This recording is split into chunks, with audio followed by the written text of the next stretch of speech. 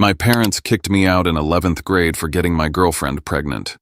They said I'd ruined the family name, that I wasn't their son anymore.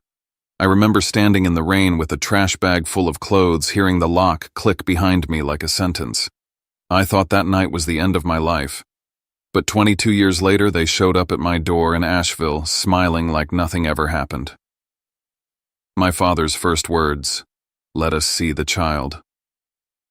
My mother's eyes searched the room as if she'd find forgiveness hiding there. I just looked at them calm after decades of silence and said the only truth that could cut as deep as their rejection. "What child? What are you talking about?" The color drained from their faces. That was the moment everything I'd built for 22 years finally came full circle.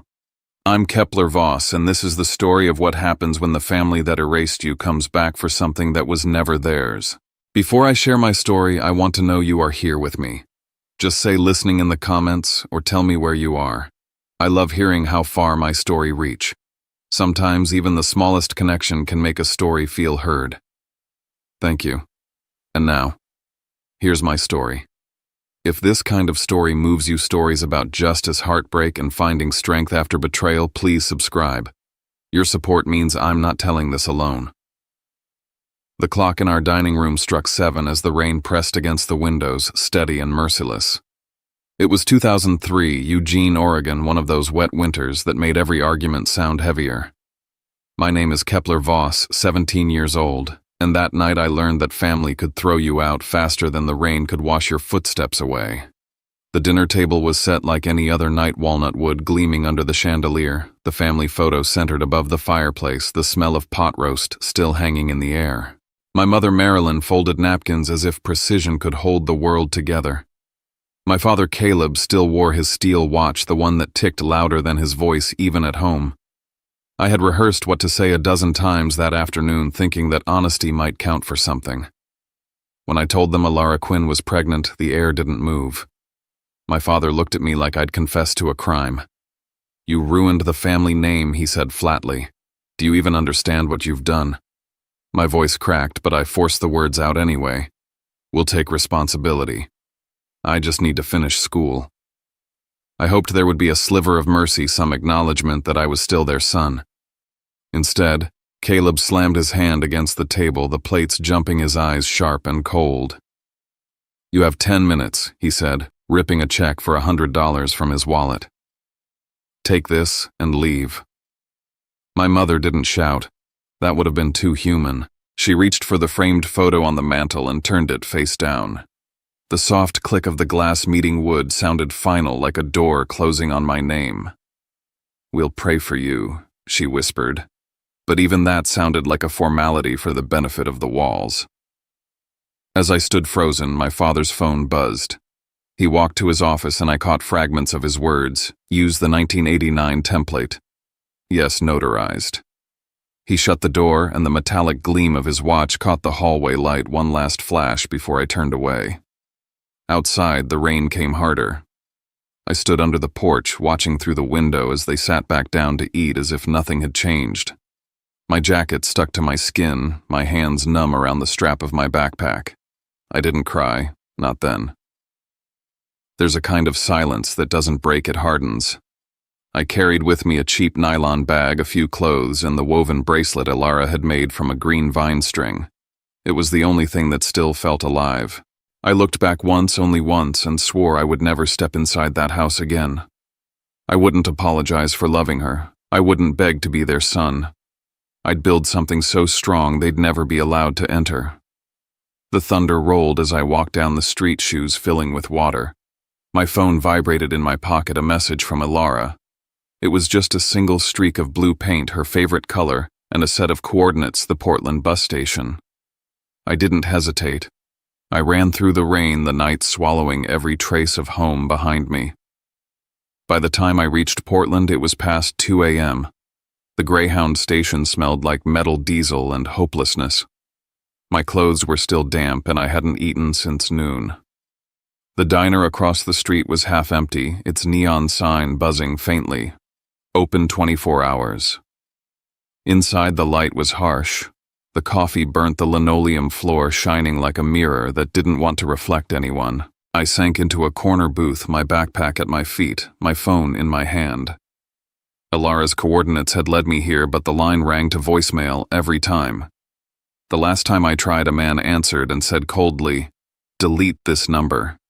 Then silence. I must have dozed off because when I opened my eyes, someone had set a bowl of soup in front of me. "You'll catch pneumonia if you keep sleeping like that," a woman's voice said. She looked around 60, wearing a dark wool coat that had seen winters of its own.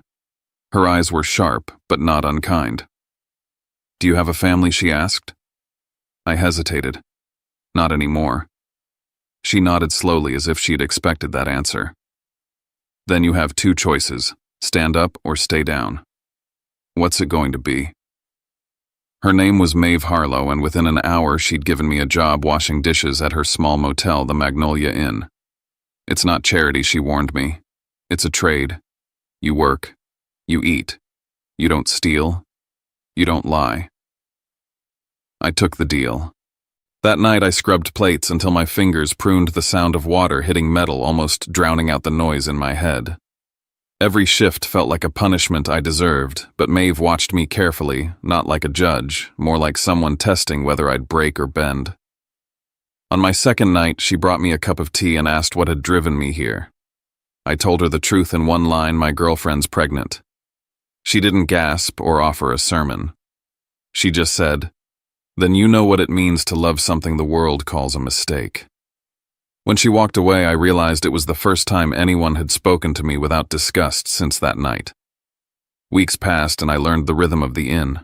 The creak of the hallway at midnight, the smell of detergent on fresh sheets, the way guests carried their secrets in their suitcases. Maeve taught me to listen, to hear what people didn't say. "Most guests don't pay for a room," she said one evening. "They pay to be invisible." I started taking notes, inventory check-ins, complaints. There was a strange peace in routine, even when it was built from survival. One night, Maeve led me to a small storage room behind her office. "Come here," she said, opening an old safe built into the wall. Inside were stacks of papers, yellowed brittle. "You're not the first one who got erased by family," she told me. She showed me a file, court documents about her own child taken by her late husband's family decades ago. "I didn't save mine in time," she whispered, "but maybe I can help you save yourself." That was the first time she smiled. Then she handed me a different document, one freshly printed, sharp black ink on white paper. "Look at this," she said. It was a legal form titled Relinquishment of Parental Rights, drafted by an attorney named Jonas Creed. "This is what some parents sign to cut their children off, to protect their reputation." Her eyes locked on mine. "If they ever signed one for you, you hold the power. They think they erased you, but all they did was leave a record of their betrayal." The words hit me harder than any rainstorm. Caleb's phone call, the phrase template from '89, the sealed envelope I'd seen that night. It wasn't just a threat, it was paperwork. Proof. I saw Maeve's own draft of a will on her desk, unfinished, a single line underlined in blue, "Reward for the one who never gives up." That night, lying on a clean bed for the first time in weeks, I stared at the ceiling fan and promised I wouldn't. I'd find Alara. I'd find the truth about what my parents had done. At dawn, the motel phone rang. Maeve answered, her face tightening. She handed me the receiver. The voice on the other end was low, almost robotic. "Alara has left Oregon," it said. Then after a pause, "Idaho." The line went dead. Outside, the sky began to lighten, but all I could feel was the chill creeping back into my bones. Somewhere out there, the girl I loved was being moved like a secret, and the people who called themselves my parents were already rewriting the story. I didn't know it yet, but that call was the beginning of everything that would define the rest of my life. The office behind the Magnolia front desk was barely wider than the copier, but it felt like a command center to me. A whiteboard leaned on a crooked nail marker, lines mapping shifts, laundry runs, vendor deliveries. I stopped bussing tables and started running the overnight crew, counting drawers at 5 a.m., reconciling the till, learning why a missing receipt is never just a mistake. Maeve let me move a battered metal desk under the tiny window. On it, I kept a ledger, a stack of employment forms, and a printout of state ID requirements. Money on the books meant a paper trail. A paper trail meant I was real, at least somewhere. My goal was simple and impossible at the same time: earn enough to breathe. Get my name on legal documents that couldn't be turned face down, and study every quiet lever that moves people, contracts, data, and whatever sits between a camera and the story it tells. Maeve said power is mostly housekeeping with better stationery.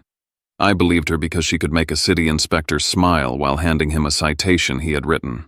She introduced me to Jonas Creed on a rainless afternoon that felt wrong for Portland. He was tall, gray at the temples, shoes clean, voice patient. Multi-state notary, she said, and the kind of attorney who reads the fine print and then asks who wrote it. We shook hands in the hall beside rolling carts stacked with clean towels. He asked me for dates. I gave him the night, the hour, the table, the check, the way my father's watch flashed when he picked up the phone. Jonas wrote each detail like it was a coordinate on a map. He'd file public records requests in Lane County, he said, and look for anything filed by a C. Voss within 48 hours of that dinner. He didn't raise my hopes. He measured them. That same week, Maeve brought in a young woman with sleepless eyes and a laptop that looked like it never shut. "This is Sarah Wren," she said. Sarah installed a new POS that actually balanced, taught me how logs work, how every keystroke creates a trail. She showed me permission tiers and why no one should ever share a login, then smiled and reset my password when I forgot it on day 2. She talked about mirroring servers and hash checks like she was reading poems. The thing I remember most was this: if you can prove what happened, you don't have to raise your voice. In the evenings, I practiced writing emails that said exactly what I meant and nothing I didn't. I learned to attach the right documents to label files like they might one day sit in a courtroom. When I drafted staff contracts, Maeve would cross out adjectives. No color, she'd say just facts. The more I erased, the more protected I felt.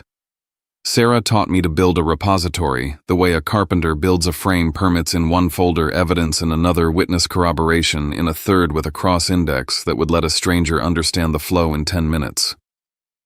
I named the top directory Aster, at her suggestion short for a star that navigators used to find home. We labeled the subfolders with dates, not feelings. Every upload got a checksum. Every entry could stand up to a bad faith reader. Jonas returned with a thin smile and a scan of a docket number. There had been an appointment at a Eugene notary the morning after I left. The requester was listed only as C. Voss. The body of the document was sealed, but the number existed. He slid the printout across my desk like a matchbook. "We don't have the fire yet," he said, "but we know where the tinder sits." He explained relinquishment letters, dry words for something wet and permanent. Parents sometimes use them to cut a child loose and protect themselves from liability. They forget the paper keeps breathing long after a prayer circle stops. I told him about the phone call, about the phrase my father used the 1989 template, and about the envelope with a raised seal. Jonas nodded and told me to be patient. "If you collect interest on resentment," he said, "you'll go broke. Let them compound their mistakes instead." That night, the Magnolia phone rang just as I was closing the drawer. The caller ID read private. A man said, "Forget it. You don't have a baby." His voice was almost bored. "Who is this?" I asked. He hung up. I stood there staring at the receiver like it might give me a second chance to ask better. Maeve found me on the steps behind the laundry room where the air smelled like warm cotton and bleach. She didn't ask what the call was. She brought a camcorder case, the old kind with a broken clasp, and placed a mini DV tape in my palm. "I recorded this the week I buried my illusions," she said. "Play it when you need to remember why we keep going." In the video, she sat at her kitchen table, speaking to a lens the way you speak to a friend who won't lie. Family is the one who doesn't leave. If they left, they get the title back only if you choose it. "Show this where the light is bright," she said. "Keep your eyes steady. The world blinks enough for both of you." A few days later, Jonas called from his office. He mentioned a past client who had washed his surname with a paid narrative campaign, a PR outfit that cleans family messes and sells them back as miracles. He gave me the name and said it might circle back someday. Sarah and I were labeling a new batch of files when she looked up and asked if I liked stars. I told her I liked the idea of things that stay put.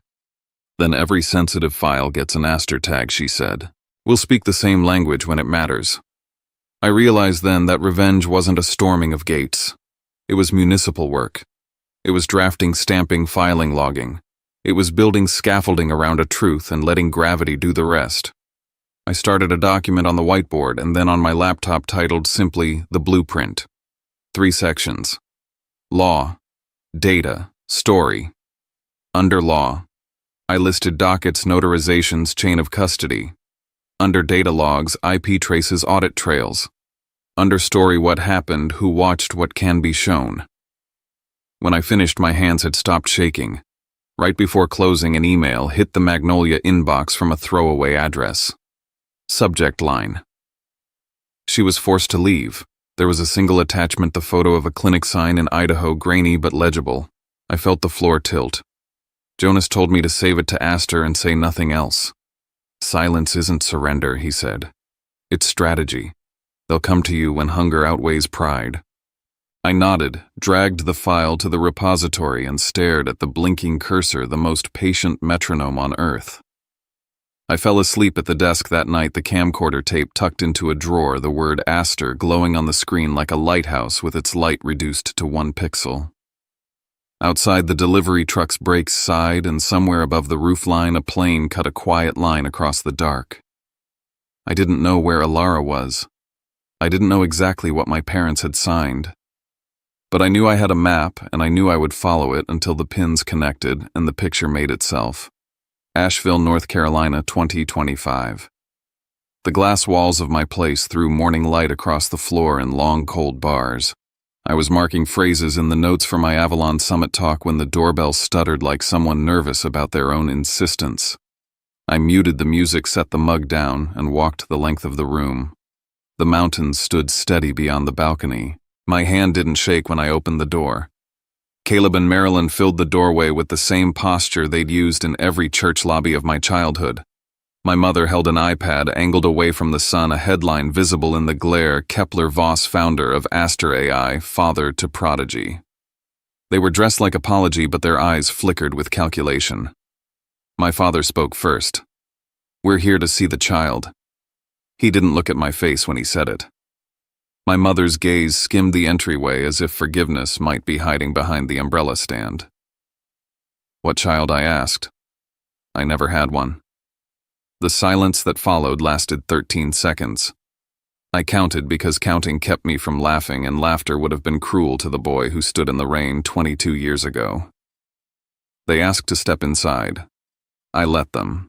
Sarah's system engaged the moment the door closed. A small chime in my watch vibrated to confirm the house was recording. I walked them through the living room and used the remote to wake the wall display, letting the Aster dashboard rise, then the product branch stamped Aster Jr. Their eyes went to it like moths. We've forgiven a lot, my father said. It's time to be a family again. We want to meet him. We can share the future, Kepler. I poured coffee and looked at my mother's hands. She wore my father's steel watch today, the one I had watched flash in a hallway when I was 17. Its face caught the morning and threw it back like a signal flare. Where is he? My mother asked too brightly. The boy is with people who believed me when you didn't, I said. He's safe. It wasn't a lie. The boy was a product and a promise, not a person. And for the first time in my life, I was grateful for a misunderstanding I could steer. They started talking about second chances, about how the past was complicated, about how God restores what is broken. I let them speak until their words lost their meaning. Then I asked what had changed. My father said something about markets and timing. Then he said too much. A story like this could help repair what happened in Oregon. He caught himself, but the sentence was already in the room breathing. They referenced a firm they'd retained to help share the reunion, a group out of Charlotte called Silverline Media. My mother slid a glossy deck from her bag, choreography for a miracle. She kept her voice soft, like she didn't want to frighten the animal she hoped to leash. I nodded, careful to look neither eager nor angry. I wanted them to keep thinking they were the ones holding a leash. When I stood to refill their cups, I used the reflection in the kettle to capture a clean shot of the watch on my mother's wrist. The photograph landed in my camera roll like a fossil proof that time repeats itself when no one tells it not to. They stayed 20 minutes and said very kind things in very careful voices. When they left, my father forgot a folder tucked beneath the iPad. Inside was a draft titled Grandparent Rights Petition Draft A. The language was predictably tender, the remedies very specific. I set the folder on the counter and called Jonas. I sent him the watch photo and a scan of the cover sheet. He called back almost instantly. The petition hadn't been filed yet. If they did file, they'd be tying a bow on their own plan. Document everything he said. And keep the audio rolling. I called Sarah and told her to start a watch on any Oregon-based IP that hit my name alongside the word grandson. She set filters and alerts and pushed a small update to my phone. An hour later, while I was rinsing cups, the phone buzzed. Then again. She read the searches to me out loud. How to claim inheritance from estranged child. Grandparent visitation in North Carolina. The last entry made me lean against the counter. An email to a familiar address, Derek Sloan. I hadn't seen that name on a screen in 2 decades. In my mind, he was still 17, whispering promises under bleachers and then vanishing into a lawyer's letterhead. Now he was a line in a log file reaching back toward the story he had abandoned. I walked onto the balcony and let the cold air burn my lungs. Below the road curved toward town, a bright thread stitching the hills together. I thought about the boy I used to be, about the way the lock sounded that night, about the blue paint streak on my phone screen. I thought about Maeve's video sitting in a folder labeled Astor Story, and the docket number sitting under Astor Law, and the access logs collecting under Astor Data, all together forming something you could put on a screen and not look away from. I didn't slam the door or throw the folder or call them back to fight in my living room. I went back inside and opened the repository and typed the day's entries, who came, what they said, what they left behind. In my mind, I heard Jonas's voice, don't spend resentment. Earn proof. I saved the file, watched the checksum confirm, and let the weight in my chest settle into patience. That night, as the glass turned black and the city lights stitched a loose net across the valley, I rewrote the first paragraph of my Avalon talk. I removed half the adjectives and one metaphor and left only the thing I could swear to trust has a version number, and once you downgrade it, it never upgrades itself. When I was done, the cursor waited at the end of the line like a held breath. My phone lit up once more. Sarah again. She had a screenshot of a draft press release from Silverline Media queued in a private workspace. The headline was the kind that gets shared without being read all the way through. She also had something else, a trace of a calendar invitation between my father and Derek, scheduled for the end of the week. Location Asheville. Subject reunion strategy. I put the phone face down and stared at the ceiling until the joists came into focus. In the morning, the mountains would be there, same as always. The doorbell might ring again. The watch might flash in my mother's sleeve a second time. But this time, the house was listening. The paper was breathing, and the names at the bottom of other people's documents were starting to mean exactly what they had signed. A week after they stood on my doorstep, the world around me seemed too quiet. The glass office I'd built at the top of the ridge was meant for sunlight and certainty, but that morning both felt artificial. Charts glowed on the curved wall display, a shifting ocean of lines and numbers. On my desk lay a letter written in my mother's narrow hand. You are still our blood. Think about the child. I folded it once neatly like something to file in the evidence drawer.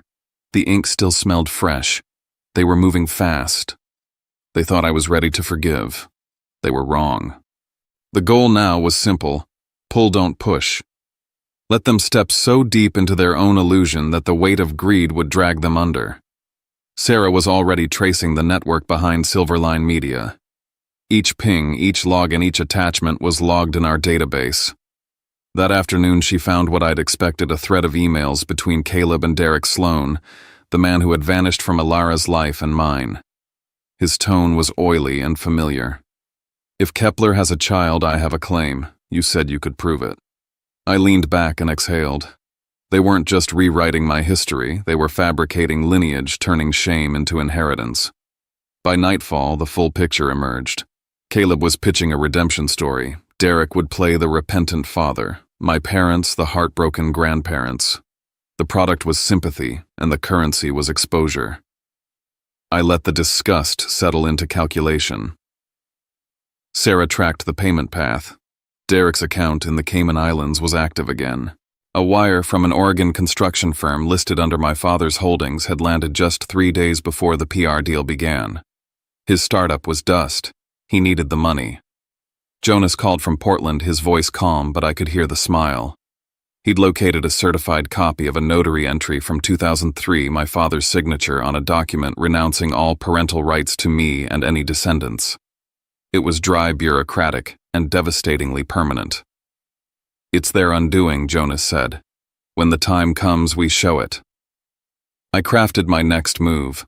Late that night, I wrote an email to my mother, its edges trembling with false vulnerability. "I need time. I want to believe you, but I don't know how. I'm afraid of losing everything." The bait had to look soft, almost tender. She answered at dawn, promising prayers and reconciliation. It was working. 3 days later, Silverline Media released the first wave. My feed exploded with the headline, "The Voss family reunites after 22 years of silence." The photograph attached was a digital graphed Caleb's arm across my shoulders, our smiles too symmetrical. Within an hour, Jonas had filed an ownership claim for the image and begun preparing an injunction. The firm deleted the post, but the algorithm kept it alive. Their fingerprints were everywhere now. Deletion only proved intent. I stood by the glass wall that night, the city a scatter of white under thin snow. For a moment I saw their faces again, those same performances of sorrow they wore when I begged to stay in that house years ago. For the first time I wondered if my own strategy was starting to sound like theirs. Jonas must have heard it in my voice when I called. "Justice and revenge use the same tools," he said.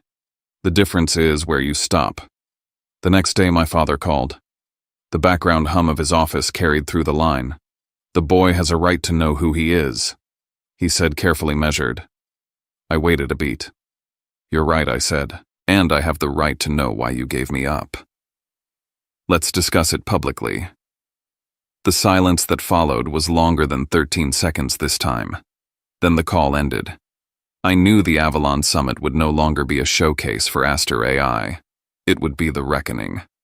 Jonas and Sarah spent the next week preparing. Jonas drafted timing cues for when the notary file would appear. Sarah coded the stream with redundancies that no one could override. I recorded every call, every slip, every confession. When Caleb's voice rasped, "You owe me the Voss name," I saved the file as a sound marker for the presentation. As the first real snow of winter began to fall, I stood by the window and thought of the boy in Eugene who once counted thunder between seconds. The storm then had been raw. This one was designed. I whispered to the reflection, "They knocked once. Now I answer." That night, Sarah's alert pinged. "Derek Sloan just booked a flight to Asheville," she said. "He's not alone." On the screen, passenger data scrolled. The name hit like a ghost crawling out of a sealed grave, Alara Quinn. The city was gray and low that afternoon, a haze clinging to the hills like breath on cold glass. Sarah's voice came through the earpiece. Derek Sloan and Alara Quinn had checked into the Haven Hotel downtown, one of our pilot properties, using Aster's newest management system. My hand tightened around the railing as I opened the security feed. The camera caught Alara in the elevator, her arms crossed, eyes empty, a shadow of the girl I remembered. Derek stood beside her, laughing with the clerk, all charm and counterfeit warmth. The plan shifted in my head instantly. This wasn't just manipulation, it was coercion. I needed proof. Sarah rerouted the property's audio logs, syncing them through our internal network. Every sound in their room streamed into a private channel. I sat in the dark of my office as the voices began. Derek's tone was casual, practiced. "You just have to say you had the baby. Caleb promised to clear my debt once the video goes live." Silence. Then Alara's voice, thinner than I remembered. "The baby never lived. I can't do this." A pause, and then Caleb's voice on speaker, sharp and cold. Then don't be surprised when your clinic record ends up on every feed from here to Boise. The words hit like glass breaking. For a second, I wanted to storm the hotel and drag them all into daylight. Jonas's message appeared at the edge of my screen before I could move. If you intervene, they erase everything. Stay still. I forced myself to breathe. The recording was still running. Let the damage finish forming. By midnight, the files were archived and encrypted. The folder name was Aster Truth T03. I watched the progress bar complete each percentage a heartbeat. Then Sarah called again.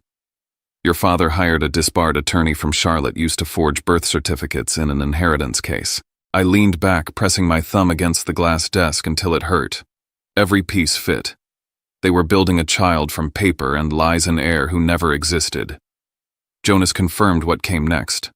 Silverline Media's internal notes showed a campaign called Day of Redemption, scheduled for the first day of the Avalon Summit. A perfectly timed resurrection. I almost admired the audacity. Almost. I sent an email that night from a dummy account under the name L. Corbin, the PR executive Jonas once mentioned. This campaign carries exposure risk. Need verification of source materials. Within hours, I received a full chain of attachments, scans, drafts, scripts. They didn't question it. They simply sent their crime gift wrapped. Sarah mirrored the files to our secure server and deleted the traces. The web was closing. The next evening, the security feed from Haven showed Alara alone pacing. Then at 12:47 a.m. she left. She appeared on my own office camera 40 minutes later, her face pale under the lobby lights. She didn't knock. She just walked in and threw a manila envelope onto my desk. This is the only copy left, she said. Inside was the original medical record from Idaho 2003, confirmation of pregnancy followed by the termination record signed by her, not by my parents. Proof that the story they were selling never existed. Her voice broke. If you still see me as a person, end it. She turned to leave, but I stopped her long enough to say, go. Get out of this city. They won't touch you again. When the door closed, I stood alone with the envelope, its weight heavier than any revenge plan. I sealed it in the safe, labeled Aster Truth, and called Jonas. He came in person that night to scan and notarize the file, storing duplicates across 3 jurisdictions. This is the cornerstone, he said quietly. Without this, they could have rewritten time. Outside, the sky bruised toward dawn. The office lights caught my reflection in the window. For the first time, the man staring back wasn't the boy left in the rain. He was someone colder, steadier, willing to burn everything down to reveal what had been hidden. An hour later, as I tried to close my eyes, my phone vibrated on the nightstand. Unknown number. The message appeared without a sender name. We know she came to you. Stop meddling or the world will believe you killed your own child. I stared at the screen until the glow dimmed. The threat didn't scare me.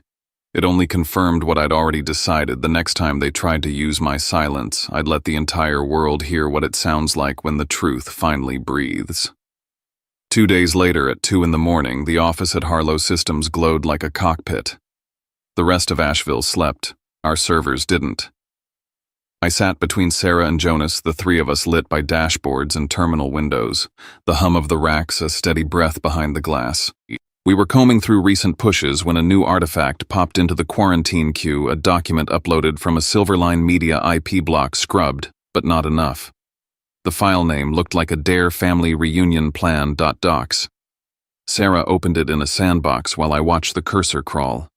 The contents were exactly what I expected, and worse, a timed program for Avalon Summit, lines of dialogue for a staged reconciliation, lower thirds graphics labeling me as a prodigal son, Caleb and Marilyn as long-suffering grandparents, and a closing shot of a child's silhouette under soft light.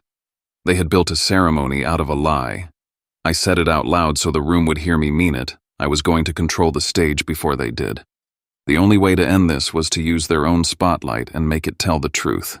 Jonas began assembling a lean lethal packet, the notarized relinquishment from 2003 with the docket number that matched the public log, Ilara's Idaho clinic record scanned at high resolution, and certified the archived emails between my father and Derek about the payoff and the recorded threat where Caleb promised to expose her medical past if she didn't comply. Sarah wrote remote triggers that would let a single keystroke override the house playback system at the convention center. We didn't ask permission. We checked the contracts. Avalon's AV vendor already ran our fleet management pilot for their hotels. Aster had a maintenance channel baked into the projectors. I would be the one with access when the room went dark. I still sent the message my father needed to receive. I'm ready to speak about family publicly. His reply arrived minutes later, a warm paragraph about healing that felt printed before he typed it. While he pretended to plan a reunion, Sarah traced another change in their workflow. Silverline's engineers had pushed a block to intercept any media uploaded from my account and swap in their pre-cut video of a smiling boy. Sarah answered by moving the feed 3 layers down into a lane even their administrators didn't see. She was careful, relentless, and when she finished the playback, path looked like a river braided through rock. If they tried to dam it at one channel, 2 others would carry the current. Near dawn, my phone vibrated. A message from my father. Tomorrow we'll be a family again. You should be grateful. I pictured the watch on my mother's wrist, the way it had flashed in my hallway when I was 17 and again in my living room weeks ago, a metronome for someone else's control. 10 minutes later, Jonas called from his desk down the hall. He had been combing through a secondary archive at the Lane County Clerk's office, backups no one bothers to search because they're messy, and found a surveillance recording from inside the notary's suite 22 years ago. Grainy footage, static at the edges, clear enough in the middle to show my father and mother signing the document that cut me off. At the end, the steel watch on my father's wrist caught a rectangle of fluorescent light and threw it toward the camera, a shard of brightness any juror would remember. I printed a single frame of that reflection and set it beside the letter my mother had written. On one paper, a plea. On the other, a decision. I told Jonas if our plan was interrupted, if the feed was killed, if a fire alarm pulled the plug, he was to ship the entire packet to 2 outlets that still read before they posted the Austin Chronicle and the Wall Street Ledger. He didn't argue. He wrote a short cover letter and saved 2 drafts. We rehearsed a final time. My opening about trust and data. The cue where the Aster logo would appear.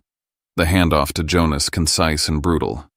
The clip of Ilara's voice, no face, just truth. The still from the notary camera. The closing line I had written, the one that cost the most to say. When we finished, the countdown timer on the wall read 18 hours. I closed the laptop and said what the room already felt. Tomorrow the light goes where they're most afraid of it. On the way out, my phone buzzed again. A short video shot through a windshield, shaky and mean, Ilara's rental turning onto the interstate at dawn, a black SUV, 2 cars behind her. The file closed with a text. Don't play with fire. I stared at the highway markers flicking past in the footage, felt the familiar heat rise and let it burn out before it touched my hands. I forwarded the clip to Jonas and Sarah tagged it for the packet and turned off every light but one. The servers kept breathing. So did I. Nashville Convention Center held the kind of morning electricity you only get when 3,000 people are waiting for a show they don't know they're about to see. Cameras perched on rails, translators tested headsets, sponsors shook hands. I could feel the stage under my shoes like a living animal. In the 4th row, Caleb and Marilyn sat with their backs straight, Derek at the aisle, a Silverline producer, 2 seats down, tapping notes on a tablet.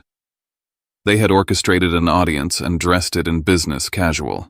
I walked out to white light and silence. The room swallowed my outline and gave me back as something larger. Good morning, I said, and talked about trust. I defined it the only way I knew, how something you can measure only when you've lost it. I spoke in clean phrases, no metaphors, numbers first then names.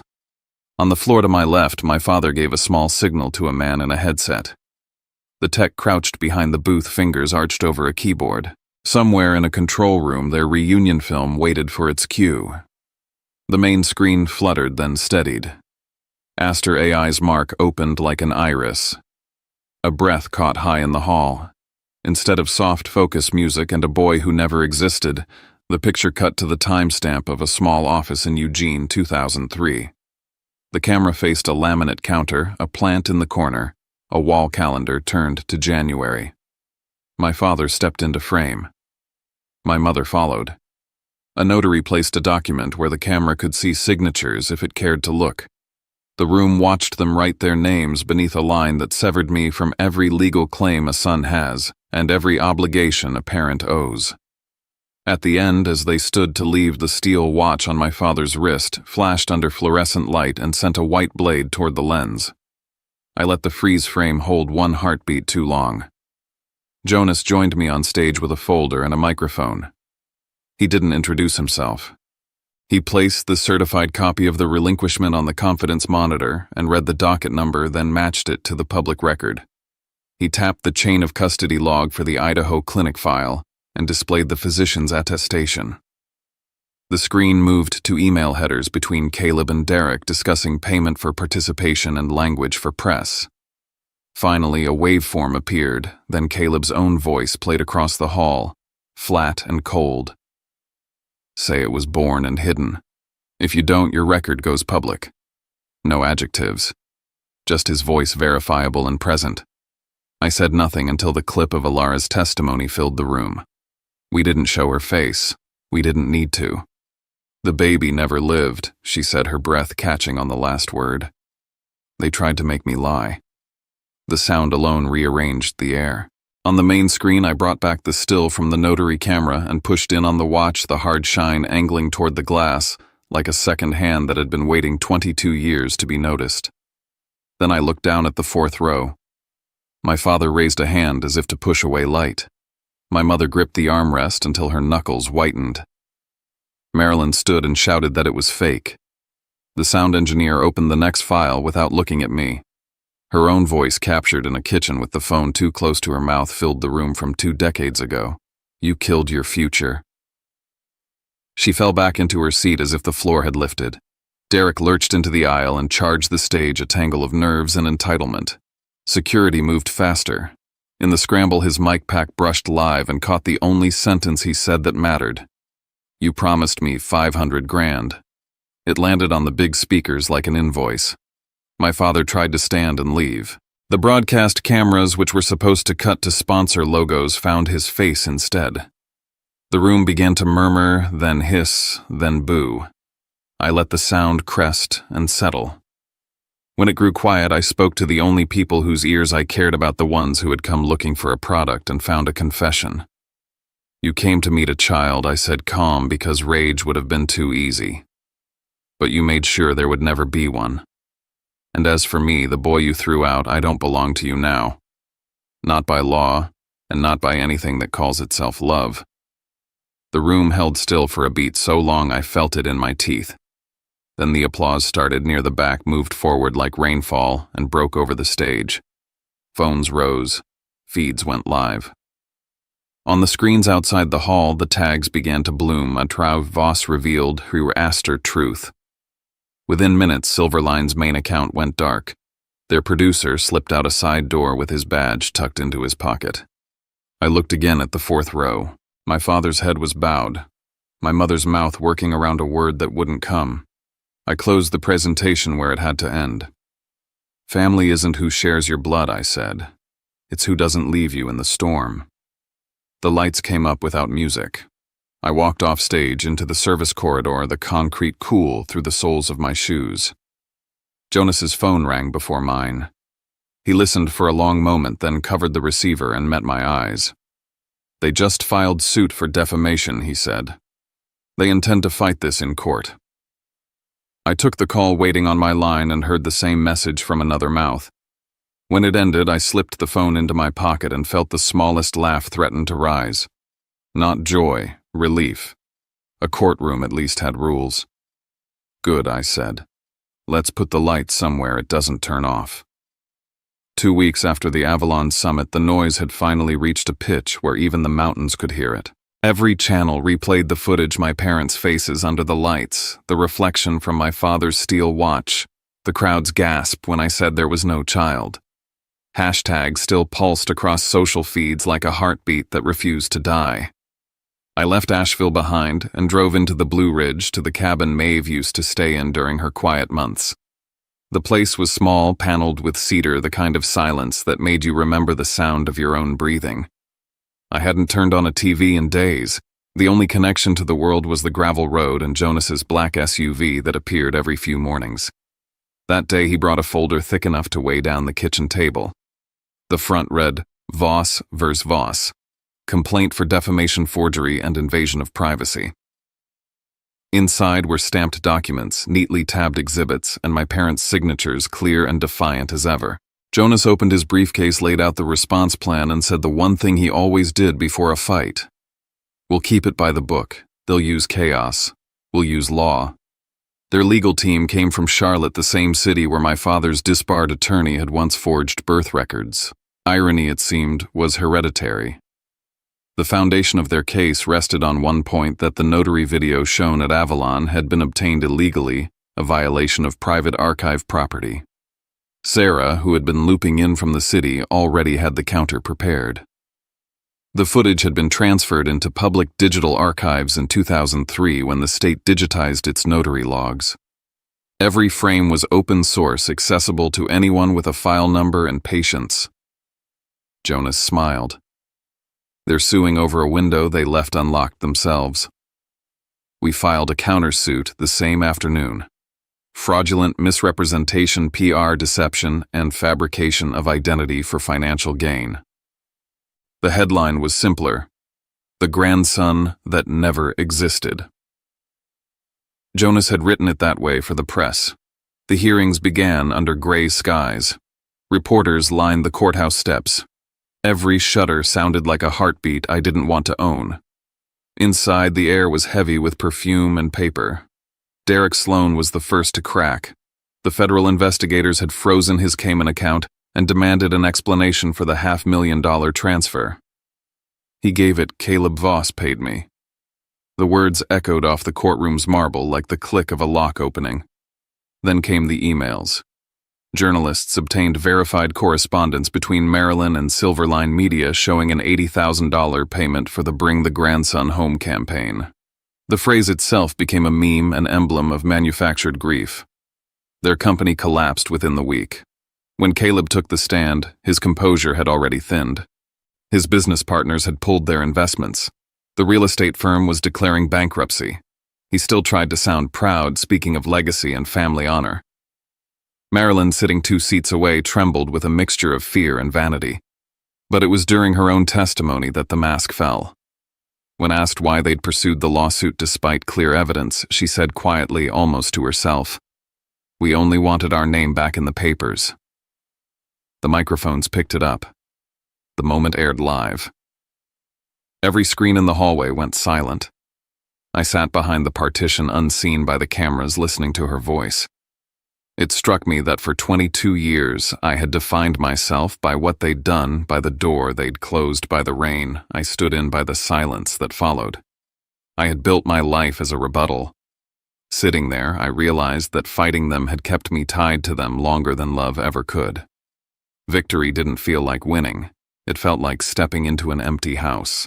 When the judge dismissed their claims with prejudice, Jonas leaned over and asked, "You want to pursue damages?" I shook my head. They already lost what they worship. Money can't touch that. Outside, the flashes of cameras washed the courthouse steps in strobe. I walked through them without looking up, the noise fading as the mountain road swallowed me again. That night, the post arrived late. A small envelope from Idaho stamped with the seal of the state hospital. Inside was a notice, medical record of patient E. Quinn, declassified per statute. Attached to it was a photocopy of a handwritten doctor's note dated 2003. Patient requested to keep woven cord bracelet as memorial. I sat for a long time holding the note against my chest. The bracelet, the same rough strand of fiber I'd kept in a small safe for years, wasn't a symbol of failure anymore. It was proof of survival. At dawn, I unlocked the safe, took out the bracelet, and laid it across my palm. I understood then that revenge doesn't quiet ghosts. It feeds them. The only way to end the noise was to forgive not for their sake, but for mine. To forgive the boy who once wished to become the monster they made him fear. That evening I opened my laptop and drafted a letter to the Maeve Foundation board. The subject line read, "Proposal Outreach for Disowned Youth." The body was simple. No child should stand outside their own home in the rain. Build something that keeps the lights on for them. I signed it without hesitation. When the wind moved through the trees, it sounded almost like applause. A year passed. Spring in Asheville returned like a long exhale. The dogwoods along the ridge bloomed pale against the clear sky, and the stream beside Maeve's old cabin sang the same tune she used to hum when she worked late. I lived quietly now, far from headlines. Harlow Systems thrived under Sarah's leadership, and I served only as a consultant, a name on documents, and nothing more. The Maeve Foundation had grown into what we dreamed, a network for young people thrown out of their homes, offering scholarships, shelter, a voice. Every grant signed carried Maeve's quote embossed at the bottom, "Family is who stays." The dedication ceremony was small. Jonas arrived in his gray suit, still smelling faintly of coffee and paper. Sarah brought a group of students the foundation had helped. They looked nervous, determined, alive. The hall was modest, a renovated barn overlooking the valley. At noon the doors opened and Alara stepped inside.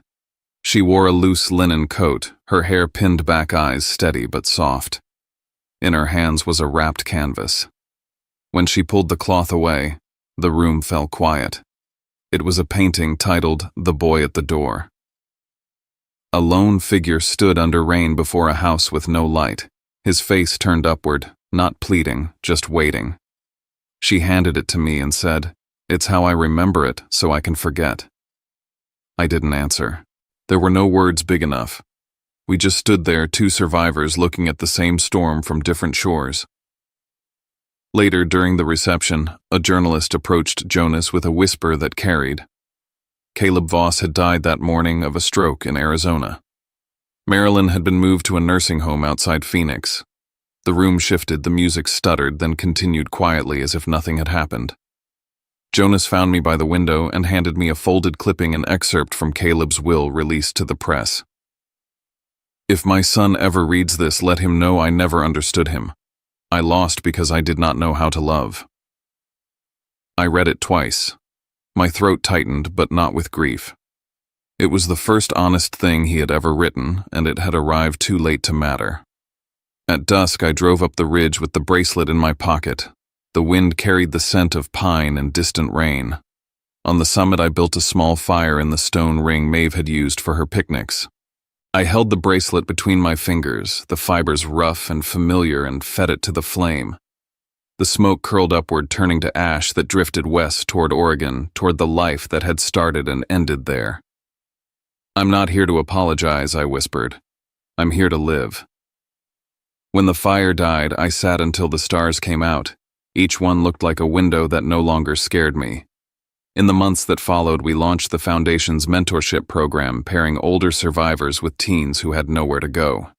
Every story I heard sounded like a version of my own: the slammed door, the silence, the long walk through rain. Each time I listened, the weight on my chest grew lighter. One evening, as the light faded, Sarah called from the city. "The new system's online," she said. "We need a name." I looked around the cabin. The lamp Maeve had left the shadows leaning gently on the walls, the sound of water moving over stone. "Call it home," I said. The next morning, news of the system's success spread across our network. The name stuck. For the first time, the word didn't sting. It felt earned.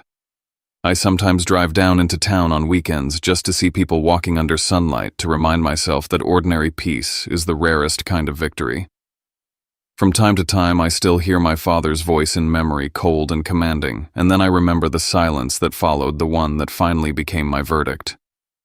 Family isn't the house that throws you out. It's the life you build when you decide to walk back toward the light. And when the truth is finally spoken aloud, even silence becomes both judgment and forgiveness. The first spring after the Foundation's launch passed in a blur of travel speeches and quiet evenings that felt both full and hollow. I had built something meant to outlive me, yet the silence inside that Blue Ridge cabin still ruled my hours. The Maeve Foundation had grown faster than any of us predicted. Sarah opened branches in Portland and Denver, and Jonas became the reluctant legal guardian of half the kids we helped. But every success carried the echo of that boy under the rain still watching through a window he could not open. Reporters came and went. They wanted the reformed prodigal, the man who turned trauma into triumph. They loved the symmetry of it, how the son of disgraced socialites became a savior for lost youth. None of them cared about the spaces between headlines, the sleepless nights, the second thoughts, the ghosts that refused to leave. I smiled, for the cameras said all the right things about hope, and went back to my cabin where the creek sounded like static from a life I couldn't switch off. It was in early June that the first letter arrived from Arizona. The handwriting was careful, almost timid. Kepler. If this reaches you, I'd like to talk before time runs out. I have something you were never told. I'm not asking for forgiveness, just a chance to finish what I started wrong. It was signed Marilyn. Jonas warned me not to answer. She's looking for absolution, he said. You don't owe her that. He was right legally and morally, but law had never been the measure of my life. I wrote back anyway, I'll listen once. No promises after that. 2 weeks later, I flew to Phoenix. The nursing home sat between a golf course and a desert highway, the kind of place built to make decline look respectable. I found her on a shaded patio, thinner than I remembered her hair, white eyes still sharp enough to find every fault. You came, she said, half smiling. You wrote? I answered. For a moment, neither of us spoke. The air was thick with the smell of sunscreen and artificial orange blossoms. She took a folded envelope from her cardigan. Your father wasn't your only ghost, she said. I was carrying one too. Inside was a photograph, Maeve younger by decades, standing beside a man I didn't recognize. The back read, Rodas and Voss Properties, 1981. She was our partner, once Marilyn said. Before you were born. Caleb and Maeve built that first hotel together. Then she discovered he'd stolen her design blueprints. She threatened to expose him. He made sure she couldn't. I looked at her, waiting for the rest. He didn't kill her, she said quickly. But he ruined her reputation, forced her out. That's why she left Eugene. That's why she built her chain from scratch. You were her second chance. The idea stunned me. My life, the rescue, the mentorship, the fortune had begun as someone else's unfinished war. Maeve hadn't just saved me, she had redeemed herself through me. And now Marilyn wanted to hand me this guilt like an heirloom. Why tell me now, I asked. Because she forgave you, she said, and I never could.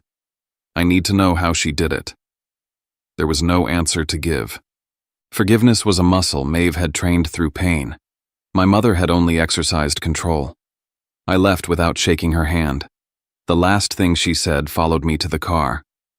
Your father's name is gone, but his habits aren't. Don't let the foundation become another empire. Back in Asheville, the summer storms rolled in heavy and bright.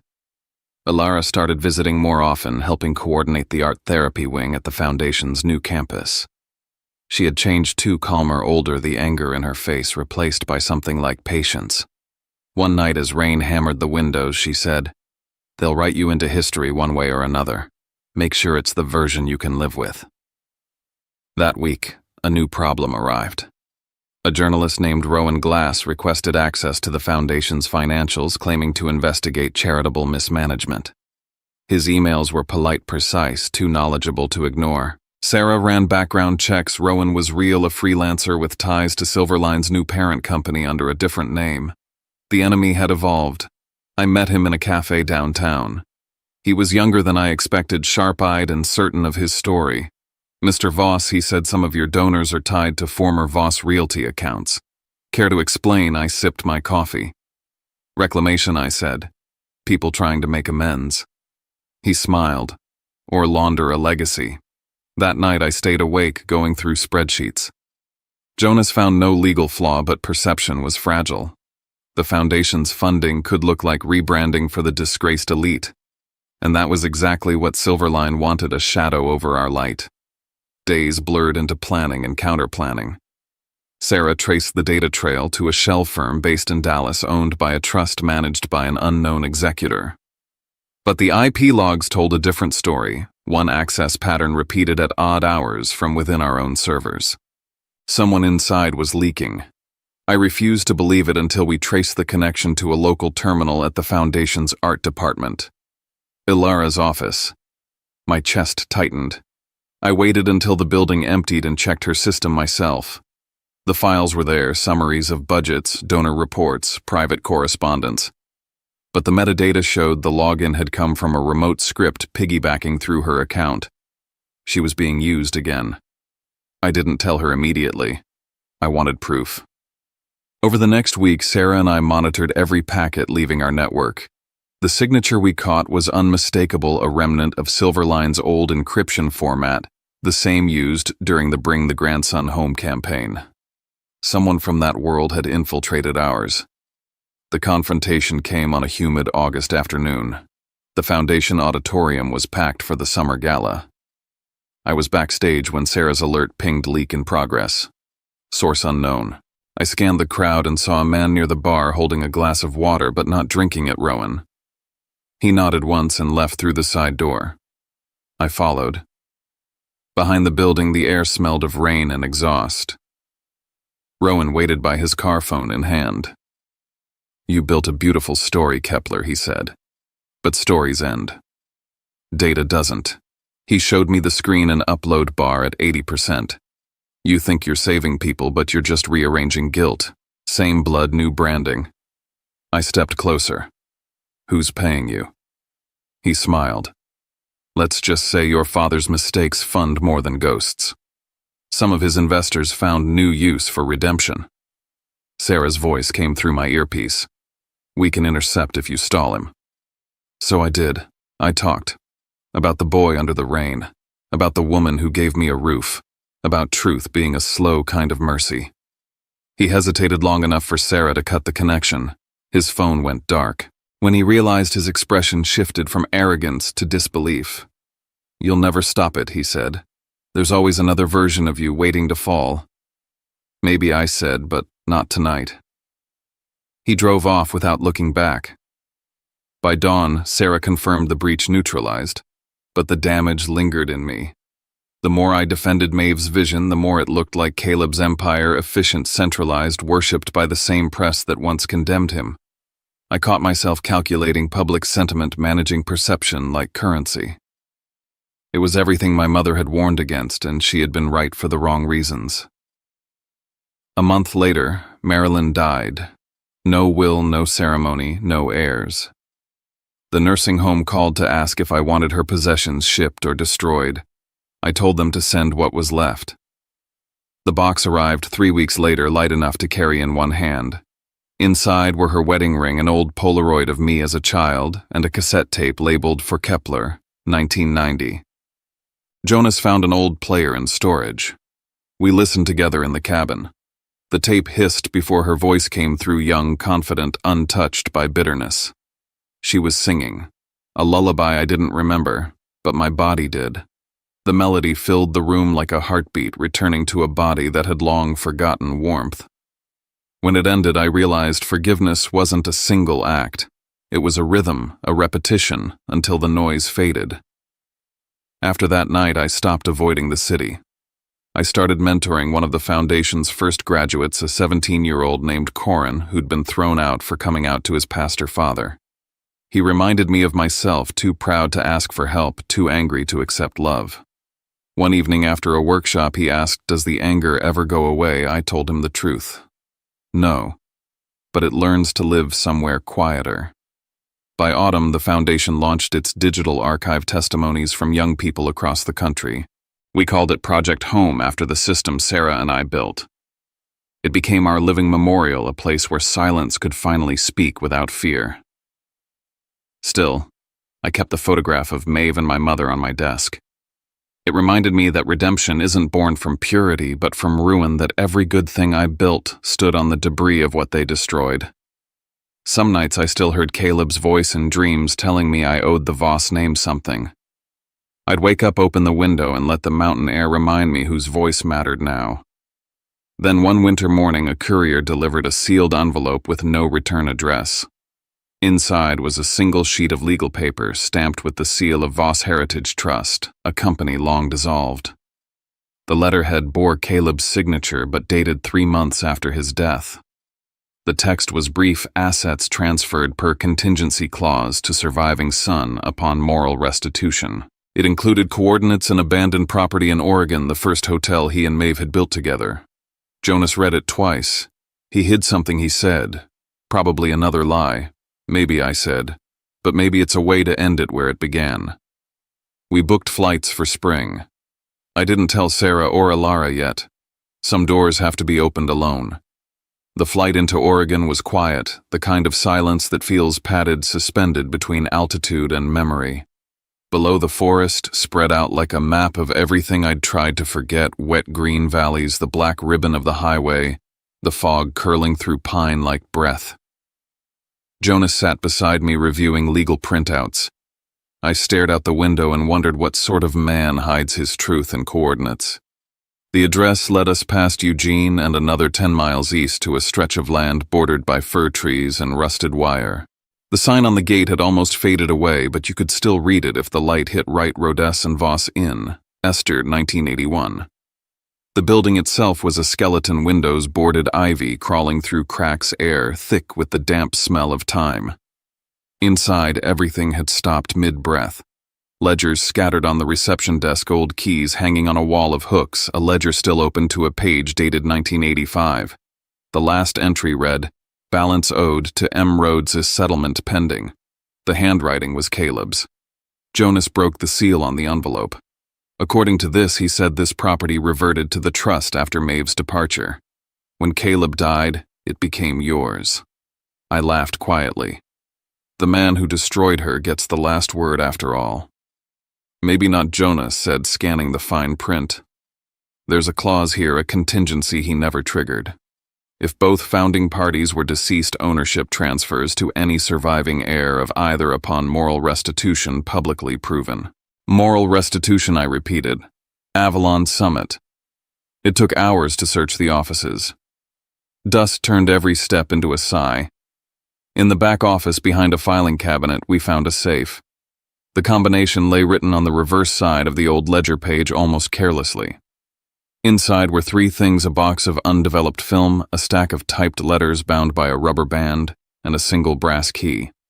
The letters were from Maeve to Caleb, written after she left Eugene. They weren't angry. They were patient. She spoke of rebuilding, of using what he taught her without the poison. In one, she wrote, "If you ever understand what love costs, give it back to the boy. He'll know what to do with it." The film contained images of the hotel during construction, Maeve in a hard hat, Caleb beside her, both laughing. On the edge of one frame, a shadow, I recognized my mother, younger, smiling as if she belonged there. The past had always looked like a wound. Now it looked like a moment that never healed because none of them knew how. The brass key fit the door to the east wing. Inside, dust coated everything except a wooden box sitting in the center of the room. On top was a note in Caleb's heavy script, to the son who was never meant to inherit the sins of his father. I opened it slowly. Inside was an uncut diamond wrapped in tissue, a single-page deed transferring ownership of the land to the Maeve Foundation, and a letter. Kepler. I never wrote apologies because I never believed in them. But I built this place with a woman who understood something I didn't, that creation outlives control. I took her dreams and called them mine. You've done the opposite. You've taken my name and made it something I could never have built. I don't ask forgiveness. Just use this place to undo what I started. C.V. Jonas exhaled. So he left it to her through you. Maybe he finally listened, I said. We drove back to town in silence. That night I sat at the motel desk and drafted a plan. The ruins would become a retreat center for the Foundation, a space for young people between worlds to rebuild themselves. I called Sarah at dawn. She didn't ask why, she just said, "Send me the schematics." Alara met us there a month later, her hair pulled back under a bandana, paint on her hands.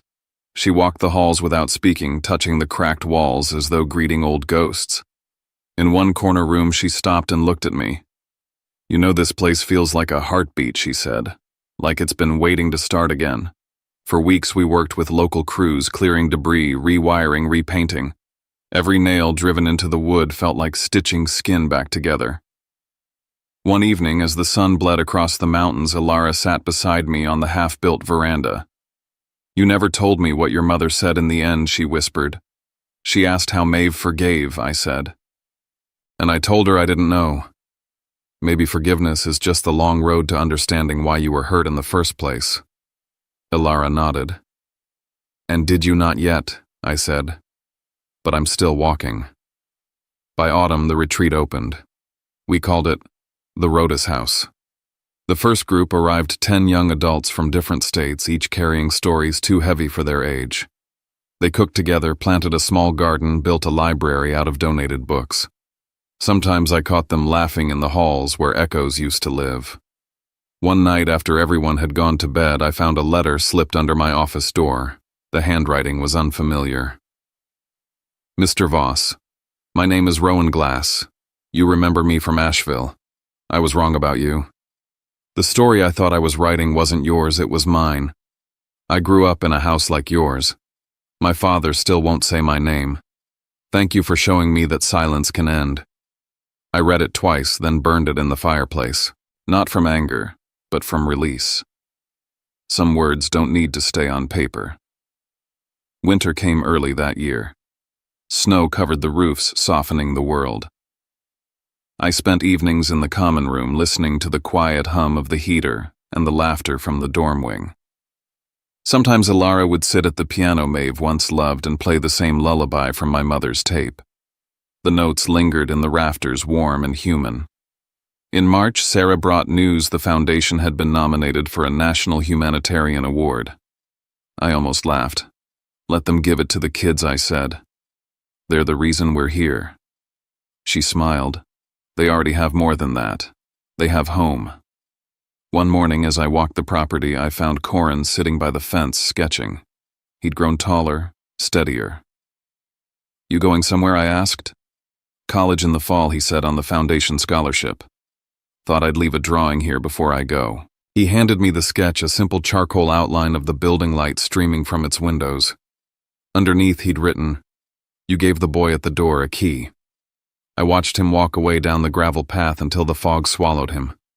The next day I packed a small bag and drove west to the coast. I hadn't seen the Pacific since before Maeve died. The air smelled of salt and cedar. I walked along the shore until my shoes filled with sand and my head with wind. There at the waterline, I scattered the ashes I'd kept from that night on the ridge, the last of the burned bracelet. The tide took them without hesitation. I stayed until the sun sank and the horizon became a band of red.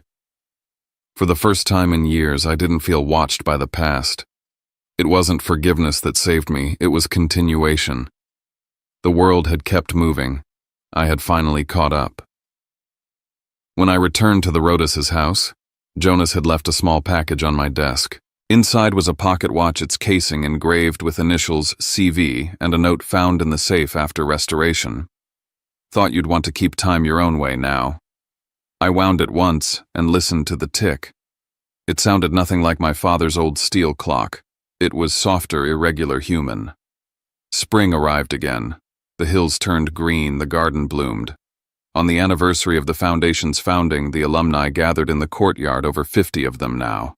Some carried their children, some brought partners, all of them carried a piece of the place that had saved them. When the ceremony ended, I stepped to the edge of the crowd. The sky stretched wide and forgiving. I thought about Maeve, about Caleb, about the broken chain that somehow formed a circle.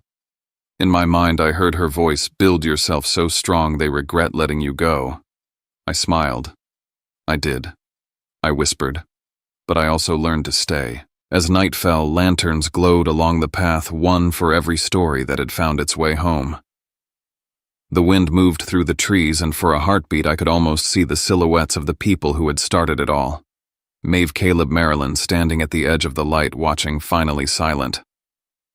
I turned toward the house where laughter spilled from the open windows and felt something shift inside me, gentle and final. The past had stopped being a weapon. It had become a place of origin, no longer a scar, but a signature. And for the first time since that night in Eugene, I knew what peace sounded like. It wasn't silence. It was the sound of 100 voices calling one another